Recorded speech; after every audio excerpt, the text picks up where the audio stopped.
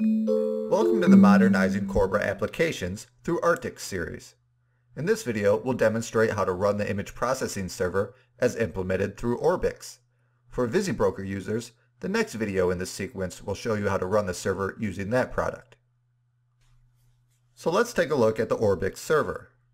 And our first step is to go into the Orbix server directory in the demo. Before we can build or run the demo, we need to set some environmental variables in the command prompt. We'll need to set the Java home to point to the location of the JDK and Orbix home to the location of our Orbix installation. We'll also have to include the bin directory of the Qt toolkit onto the path.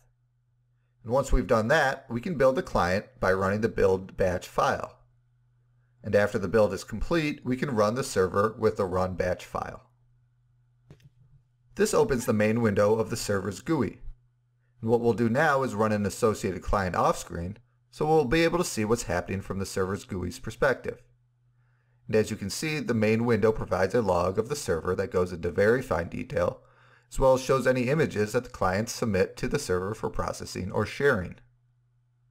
Back on the client side, we'll ask the server to process an image for us. In this case, we'll use a picture of a flower that will transform to grayscale. And in the server's log, you can see the two pictures, the one that came from the client and the transformed image produced by the server and sent back to the client. There are also several helpful menu features that we can use. First is the ability to save the contents of your log in an open document file format, which will save both text and images. And the log menu allows you to change the levels of verbosity of your log. And you can clear the contents of the log window from here as well. So to recap of what you've seen in this video is how to run an image processing server as implemented through Orbix. It demonstrates a common use case, a server carrying out the computationally expensive processing on behalf of a more lightweight client.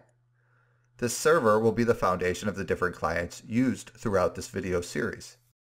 And for VisiBroker users, the next video in this sequence will show you how to run the server using that product.